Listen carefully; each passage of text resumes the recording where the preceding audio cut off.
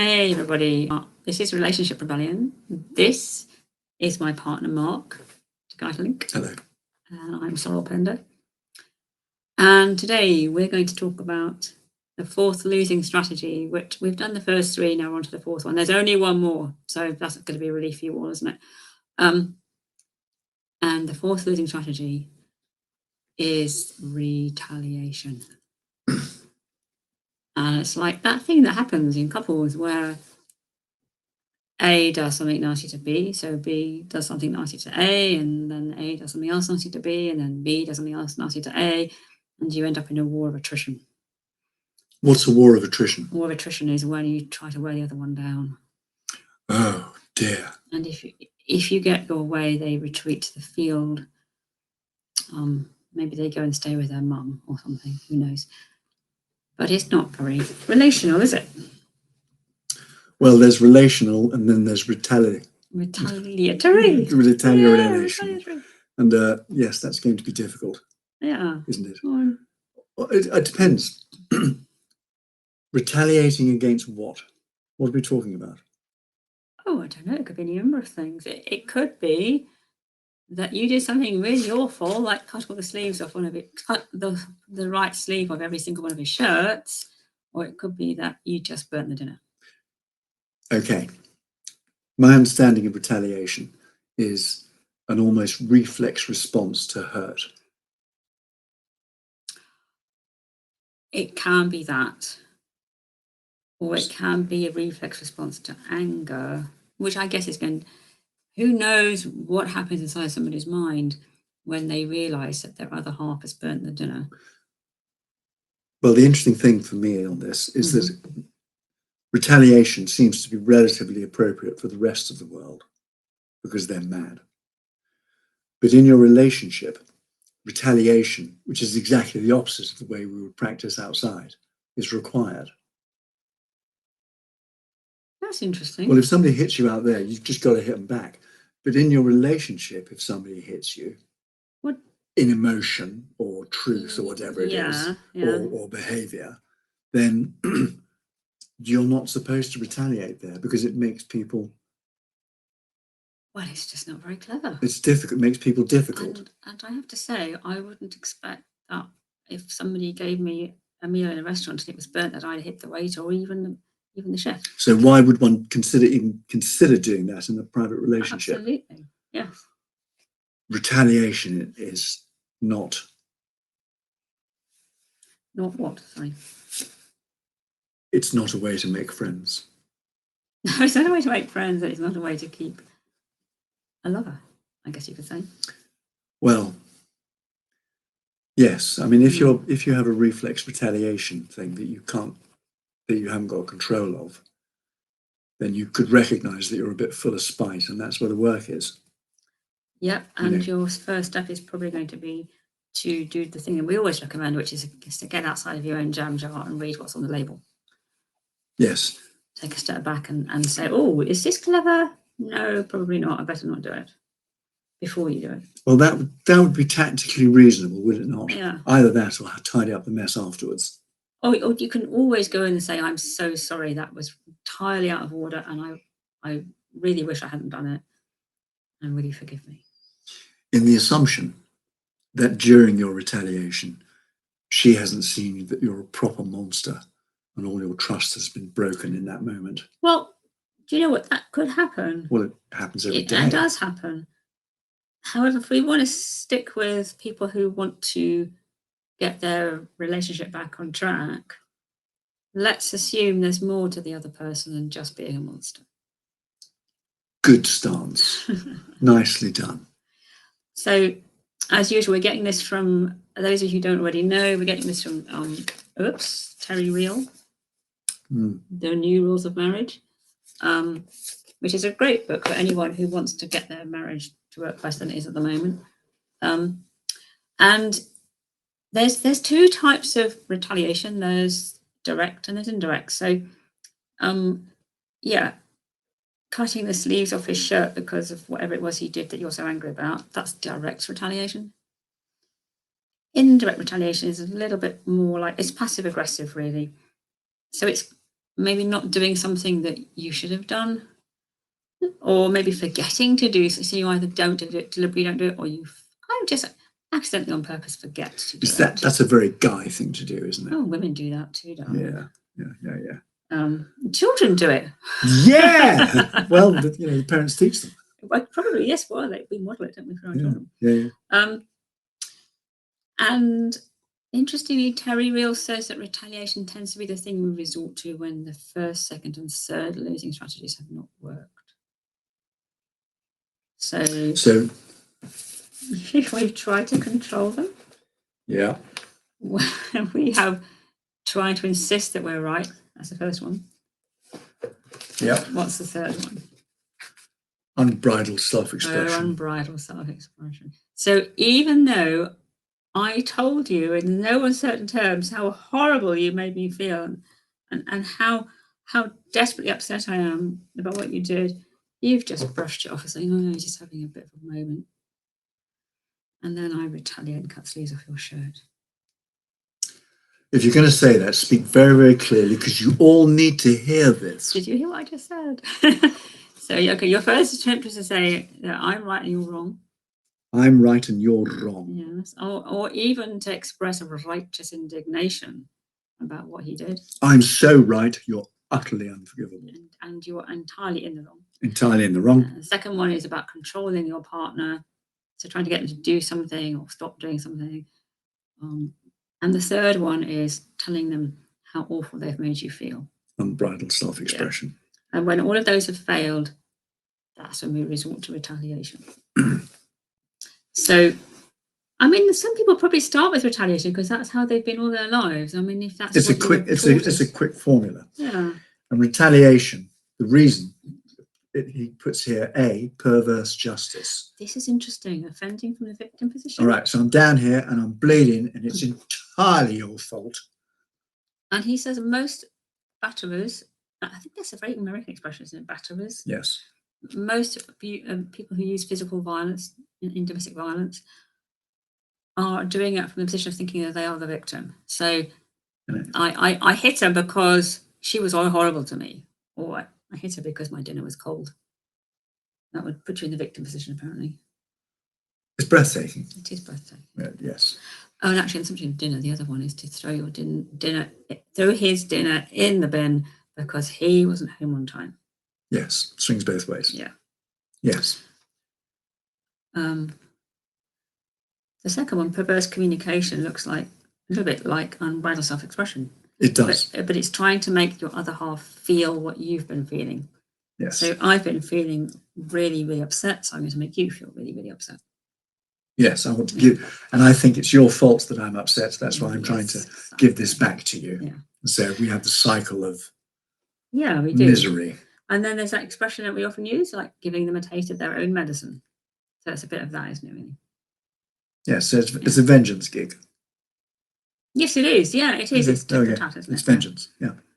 And then, as we said earlier, in an intimate relationship, in an intimate relationship where you have to sleep next to each other and there are sharp things, and you've got a vengeance thing going on. That's crazy. It is, isn't it? Well, it is, but absolutely mad. What percentage of us have never done it? I know I've done it. I know I've done it. You know, this is going to be one of those great crops, isn't it? Yes, because we've all been spiteful, small, hurt, challenged children trying to control an adult. Exactly. And this is roughly the same sort of thing. Yeah, it is, isn't it? It's almost like what we did to Mummy when she was cross with us. Yes, I've seen another kind of retaliation, which is self-wounding. Oh, yes. Why, God. Oh, yes. Which can be taken from, if you don't do what I say, I'm going to commit suicide, down to slicing and alcohol, all sorts. Yeah. And, it's like, look what you made me do. Well, I see that move being used. I don't recognize it in women. That's because I'm not looking at them. But I do see it in men. Do they? Oh, yeah, we do it too. Good grief. Good grief. Well, self-harming is. I've seen men go through deliberate self-harming in order to inspire a feeling in the other. Actually, to inspire a feeling in the other, that's interesting. It is, isn't it? Yeah. It's straight out of rhesus monkey psychology. Yes. Turn up with a mild flesh wound, they'll care. Oh, I've just realised, we're 10 minutes in and I have not yet said, if you're out there and watching this live, please let us know. And if you have a question, can you stick it in the comments? Along with all the others. Oh, yeah, quite. And you know what? If you're watching this afterwards on the replay and you've got a question or a comment, you can just put it in the comments anyway, because we'd love to get some feedback. Feedback is always very welcome, isn't it, Mark? Especially from trolls and other dwellers of Middle-earth. Oh, and hobbits. Yes. Particularly hobbits.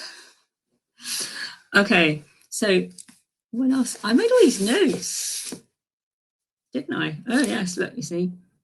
So one of the things that Terry Real points out is the whole retaliation thing. It's obviously is the fight part of the fight or flight response. Mm-hmm. Yeah. Mm-hmm. And when I talk about getting outside of your jam jar, he refers to that as second consciousness.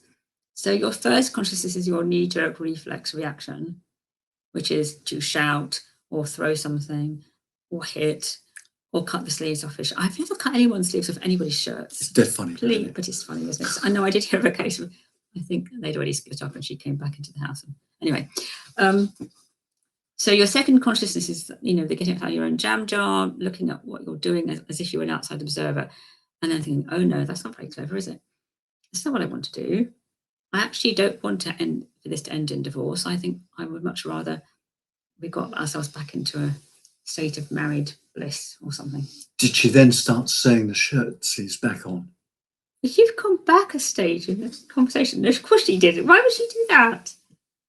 She'd already left him. This is why the relationship rebellion is so important. We're saving lives and wardrobes every day. We're saving wardrobes every day. Saving shirts every day. Yes. Yes. So anyway, so that's second consciousness. And so the more you learn to practice second consciousness, the easier it gets. So that means witnessing yourself in the circumstance and trying not to be a dickhead. Yeah, putting it in such blunt terms, absolutely, yeah. And yeah, one gets... It's a big ask. Yeah, but the more you do it, the easier it gets. But actually, if you don't do it, it's going to be horrible. It is going to be It's inevitably going to be horrible. So, and it'll have a large bill attached to it, yeah. Unless you're not married anyway. But if you're married, the divorce bill will probably be, whoa. I would like us to stop bothering Bill because he has enough of this sort of thing going on. Right. Anyway. Huge cost. What else have I got on my long list of things to talk about here? Oh, do you know what? We're only halfway through. Are you panicking? And I've run out. No. No, there's actually something else. What I think the whole point about this is that if you're angry, you can still say so, but you don't do it with unbridled self-expression. Demonstrate you don't do that. Retaliation. Demonstrate that for the punters. Mark, when you speak to me that way, it just upsets me a little bit and I get a bit triggered, and it probably reminds me of my mother, if I'm going to be honest. No, I don't want one of your disgusting take away. I have my own tissues and they don't have paint on them. So, yeah, so it's about expressing yourself. You see, how could I possibly get cross with you when you do things like that? You manipulative bastard, you. Anyway, so yes, so don't act it out, and don't engage in righteous indignation, and definitely don't use physical violence. Just say it lovingly, as if from the point of view of like, I know I'm the one being triggered here, and I actually think possibly you overstepped the mark a bit and you've crossed a boundary. Do you know what? It's actually quite respectful, because the reason you don't say it is because you don't think the other party can process the information. So that tells you how distant you are already. And if you can actually speak your truth to your partner civilly and well, then that must bring you close together. Yes, so absolutely. The fact that you can't speak to them, I've been in a relationship where I couldn't speak to her. You know what? It was going nowhere. It was going nowhere. I was overwhelmed every time I stood in front of her. I didn't know what to... There's that, and then there's the fear of what they will say. Well, that's all righteous indignation. Yeah. And controlling, and all of just that stuff. massive disappointment in not being in charge of everything. Do you know what? It's interesting, isn't it? We just come into these relationships.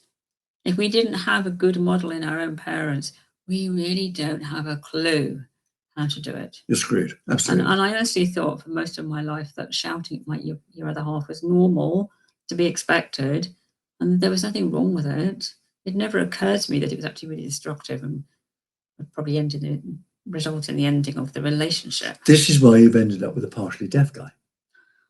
You're definitely no deafer than I am. Oh God, is that how it works? Because we're both quite deaf. No, we're not. It's all the shouting in the early years, you see. It's all shouting. Oh, I was putting it down to all the concerts I used to go to. Oh, well, yes. The ones that were so loud you couldn't hear them, you could only feel them through your feet. You see, you'd never know she was quite such a large up lass unless you started to hear this sort of thing. You have this real sort of depend upon me value. And then suddenly all the other stuff comes out. You see that shy, retiring, unconfident girl was entirely happy in a dark, smoky place full of people jumping up and down to the loudest music you ever heard, which was the Gang of Four. Well, it was then. Well, you were obviously utterly disassociated. Yes, I probably was. Anyway, I'm kind of going a bit off topic, but I suppose that's okay. Mm-hmm. So I suppose, the important thing is to realise that you do not have to retaliate, that you can actually solve your problems. In fact, you can't solve your problems by retaliating. No, because what you're doing is you're just fighting. Yeah. And the problem with just fighting is that the person who doesn't want to quit will, there's just injury in it with fighting. Yeah, of course. So the thing is to notice, and even in military circles, actually, in military circles, when they're drunk, right, they will take the first hit. They will take the first bosh. Yeah. And they'll probably let you off just in case it was an accident. Right. They might even take the second hit just in case it was a bit of an accident. And you're having your little PTSD moment. Yeah. Right. By the time the third one turns up, they're then either unconscious or ready to thump you back.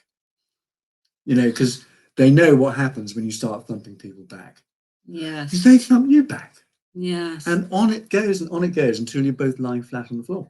And they know that. And there's broken bar furniture all around you. That's absolutely right. And so they will take the first hit. And I think that the successful ones in relationships, they do that too.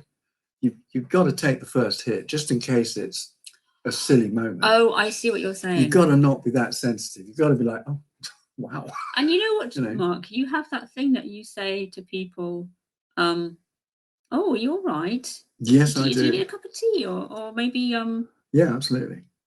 Oh, you mean the airbag of care? I love that. There it is. And you can trap a charging rhinoceros with it. The only thing is, it's funny because when I think about doing that in a relationship, it feels as if it would come across as being patronising and possibly slightly passive aggressive almost. It's both of those. Yeah. But if you're dealing with a nutter, it needs a biscuit. All right. Once it's had a biscuit and a cup of tea, it'll likely be less nutty. Highly likely. And actually, what you could do, instead of saying, "Are you all right? Do you need a cup of tea?" You could say, "Oh, and let's just sit down and have a cup of tea and talk this over." You're absolutely right. If I said, "Are you all right? Do you need a cup of tea?" I'm clearly being hostile and I'm getting ready to tear the strip off you. If you're my girlf or boyf, then I will be saying, "Let's have a cup of tea." That's totally different. Yes, it's like sharing so it. Let's have a cup of tea. Let's have a cup of tea. Both talk about it. That's right. And strategically and tactically, when people are actually eating and drinking, they tend to be less jolly violent. Yes, and that's also true. My entire management career before it became unethical was based on chocolate. Well, you just bought the wrong chocolate, darling. Yeah, possibly. I mean, And I wasn't sponsored by a chocolate because that's the whole thing. I used to go into studios, which were like 80 to 90% women. Yes. Right. Yeah. And then I would dish out chocolate. Oh dear. It was like a nurse's station. Nurses are full of fraught people. You turn up with chocolate, they know that you're peaceful. Yes. And so I treated the studios like nurses' stations. Okay. Went roughly the same way. Marvellous.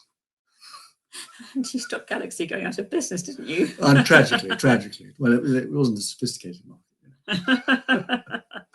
Yeah, so Yeah. yeah, absolutely. Because if somebody's being unstable, if someone's toning, if someone's shouting and giving you direct eye contact and stuff, you know what? It doesn't matter who they are, they're cross. And you know, sometimes cross is not a higher brain function. no, it's not. Cross is a very base function. And so if you want to have a relationship on a base function, fill your boots. If you want something more civilized, then be civilized and recognizing when someone's stancing at you in that way, that you're dealing with something that's lost its control. Yeah. It's behaving very, very badly. And I was thinking, okay, sometimes sit down and have a cup of tea and talk about it will work. Sometimes just sitting down having a cup of tea and not talking about it works. That will work too. Yeah, and wait for it to apologize. If that's not going to work, then it might be best to withdraw. But then if you're going to do that, you use time out. You don't just say, right, I'm off now. So I'm slamming the door. Well, yes, I mean, one needs to have grace. And if the other party hasn't got any grace, you need to have twice as much. And you know what? There's a real risk in slamming out, which is that you get your fingers caught in the door, and it's very painful. Do you know, angry people do tend to wound and hurt themselves. Yes. Because they're clumsy, because they're mad with it. And you know, the interesting thing about relationship rebellion and the 5 do's and the 5 don'ts kind of thing, is that you are always equals. This is a game of equals. All the don'ts come from a position of not being equal and of being emotionally violent. You know, these are all from the affronted. And actually, very probably both partners are doing some of them. Of course. It's not like it's only one side. Well, of course, they're both as bad as each other. That's why they're singing off the same song sheet. I'm not going to say they're both as bad as each other, but I'm going to say they're both. That's because she's nicer than her. No, because it's just not accurate. Well, it is. When people are fighting, they're fighting. It doesn't matter whether one is more competent than the other. Okay, I don't want to get into a debate about this, but I think smashing the toilet is probably considerably worse. Oh, I see. Getting White goods are trauma trumps, are they? Is that what this is? Is that how it's going? White goods. Oh no, he's going to get. Yes. What do you call that thing? I call it a hair. No. So yeah, because it brings us back to the smashing of white goods, which is one of my favourite subjects. It is really offended by people who express themselves emotionally by smashing white goods. I did not know this was a thing until. It's a thing. Nobody can take a shit forever. Well, until you get the plumber in with a new one.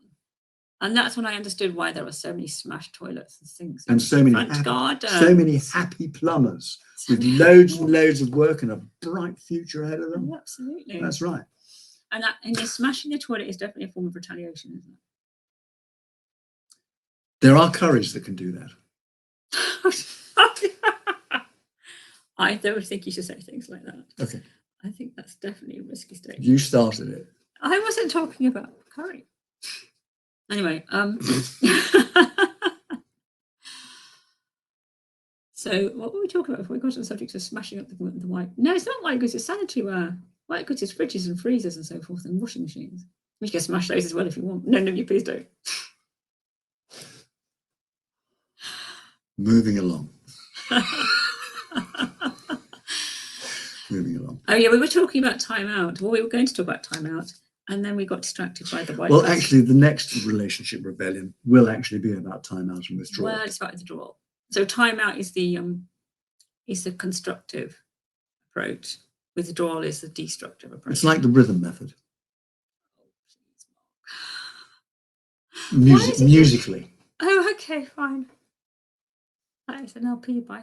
Oh, never mind. It's a lovely mechanism, and it realizes that one is not one's best for this conversation, and one goes off and becomes one's best before it has an important conversation like that. It has some really quite definite ground rules, which is why it works.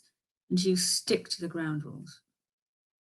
And if your partner did it themselves without sticking to the ground rules, and then you think, well, I don't stick to the ground rules either, then that looks remarkably like retaliation, doesn't it?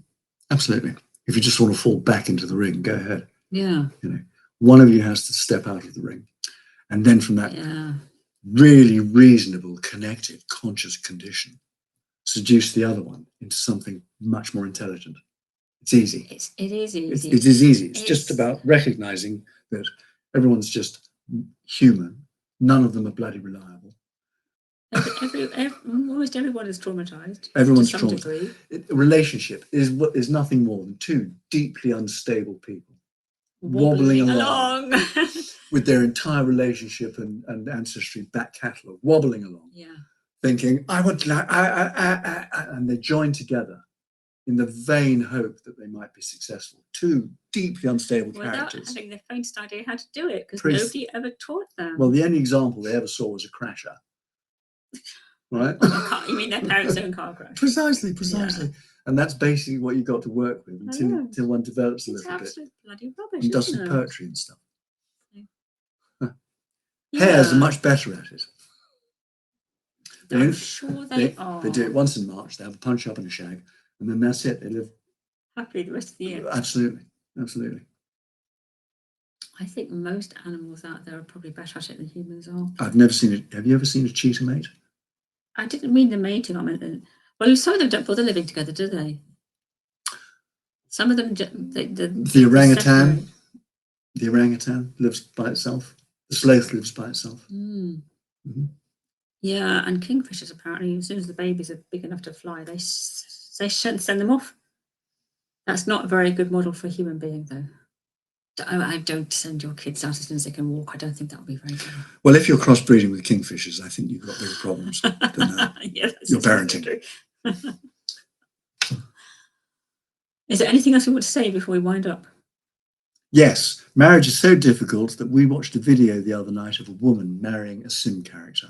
Oh, yes, we did. She needed to be in charge. Yeah. And she was in Japan. And she was in Japan. And I thought that's a great note to end on, because there's hope for everyone.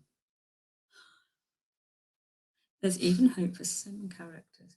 Actually, if you're interested in watching that program, it was part of what was it called? Planet Sex. It's called Planet Sex with Cara Delevingne, and it was an episode called Monogamish, which is very interesting, actually. Yes, it was.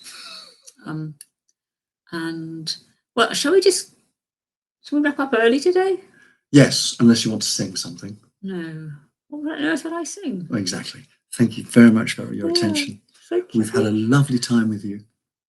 And on the withdrawal one next week, we might not be there, just to demonstrate the entire philosophy of the process. Alternatively, we may actually turn up and whisper all kinds of interesting and enlightening things to you over a cup of tea if you've got one. Thank you so much for coming. And it's goodbye from him. And it's goodbye from her. Thank you. Bye. Yeah. It's goodbye.